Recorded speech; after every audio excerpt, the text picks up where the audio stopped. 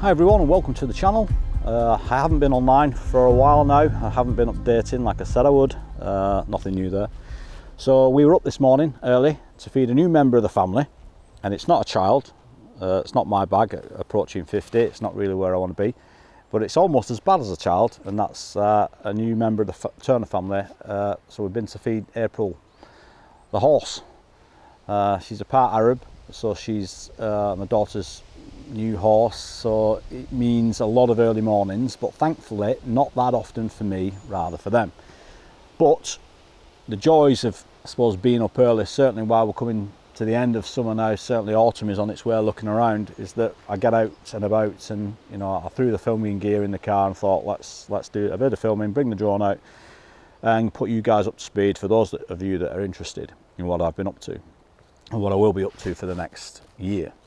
So currently, as usual, I've got about 4 or 5 documentaries in the making now, and last week I spent 6 days with a good friend of mine called Ellis Taylor. Some of you guys might know Ellis.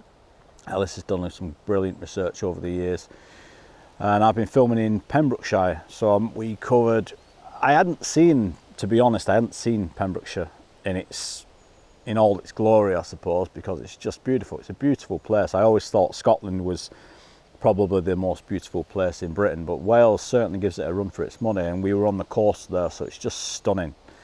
So Ellis has been working and divining and on this sacred path now for almost 8 years, so the documentary that I'm doing with Ellis is going to be telling you guys all about that. It's fascinating documentary, and we talk about all the hidden history, and we should really, you know, even if you're into the weirder side of the genre, you're not surprised to hear that Britain's history has been hidden. So effectively, the documentary with Ellis covers a lot of world history, important figures in history. We're not going to give too much about that away at the moment, but world history as well, and certainly the Welsh history more than anything, which is absolutely fascinating. And if I didn't know anything about it, but that's the beauty of filmmaking, I suppose, and this genre sort of spreads its wings quite wide, and the subjects covered in this genre are very varied. So, you know, one documentary you can be chasing cryptids, the next you can be on a sacred journey. It's bizarre really, but fascinating all the same, and you meet some amazing people along the way whilst doing this. So back to current affairs. So a lot of you will know that I'm still filming the documentary with Paul Sinclair up at Bempton. So we've been filming that on and off for around, I think, 8 months, something like that. But we haven't, at the same time, Paul's very busy, I'm really busy. We haven't been filming as much as we would like. He's also doing a film with Les Drake.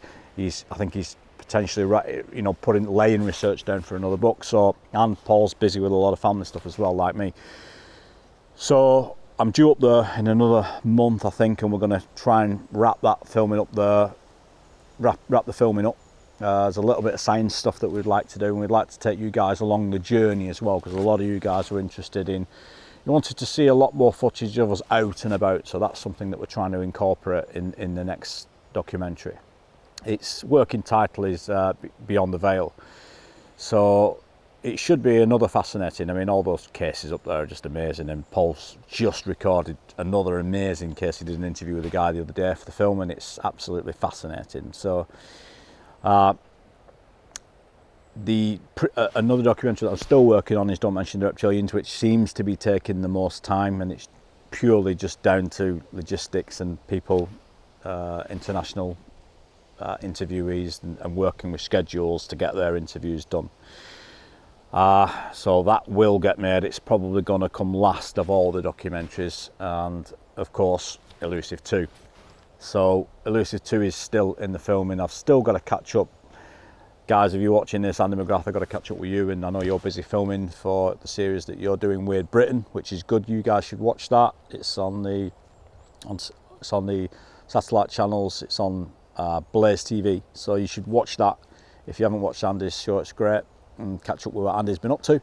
So I'll catch up with Andy McGrath, because I want Andy to obviously be part of this, because I think over the years since I made Elusive, I think Andy's and everybody's horizons have kind of broadened, and I think the paranormal comes into play into this a little bit more, and certainly, you know, I think Ellis Taylor sent me something recently about consciousness and a new scientific evaluation on consciousness and what it is and how it connects to multiple dimensions and realities. So the idea that a lot of this stuff could be paranormal or supernatural, whichever term you like, I think we can certainly say that that could be the case with not absolute certainty, but because I think I think cryptids as a whole worldwide, I think they certainly range from relic hominids to something more paranormal.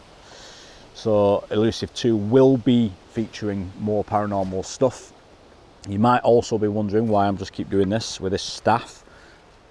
Ellis, if you're watching this, I just found this staff leant against a tree, and whilst we were making the documentary last week, Ellis had come across a staff which was left by the fair. Now, I'm not necessarily sure that the fair left this one for me, but if they did, I'm very thankful. And it also helps me carry the gear across the landscape where I've nearly broke my neck about 3 or 4 times. And certainly my wife, who's a little bit shorter than I, can't jump over these little culverts. So it's nice to pass it to her. And, you know, I'm not of an age yet where I need a staff, and I'm certainly not Moses, but it certainly comes in handy. So the other documentary that I've been making, it will probably get finished first because I'm looking to do some filming in the next couple of weeks. This is the first time I'm notifying you guys about this, and this is the guys from the WHIT Team, so Lee and Mick McLaren, Lee Roscoe and Mick McLaren from WHIT, and Caroline.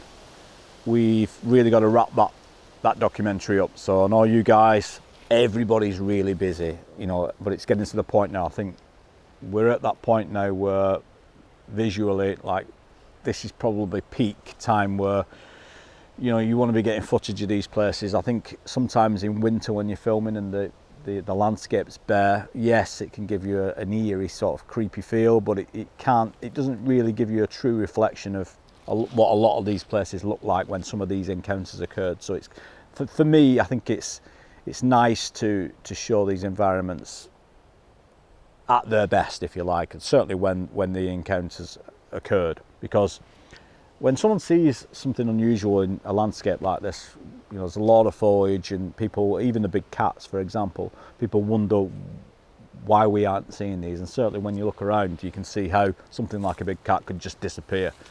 I mean, certainly in here there are a lot of deer, and they're certainly around us. We see deer here all the time. So that's how easy it is. So just filming in summer, autumn, I think I prefer it. The weather's a little bit nicer. Certainly get the drone up a lot easier as well.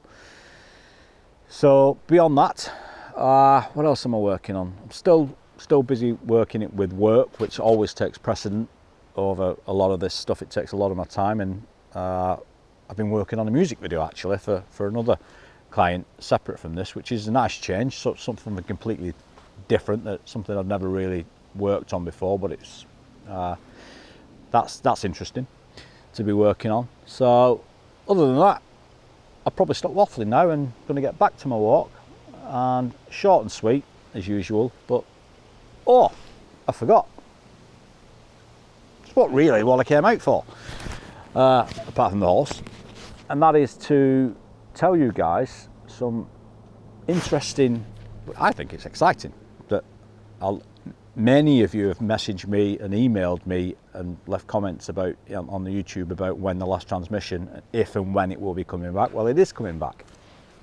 But part of the problem with the last transmission was, even though my wife helps me do the admin on the channel and do that side of it, it's, for those of you that have done these podcast things, they are a lot of work, and anyone who does this sort of stuff will tell you that. So I'm bringing in an assistant, but more than an assistant, I'm bringing in someone that you guys will be familiar with, and it's something that a lot of you who watch my stuff has been asking for. So coming on board, the new member and the co-host of the last transmission will be none other than Paul Sinclair.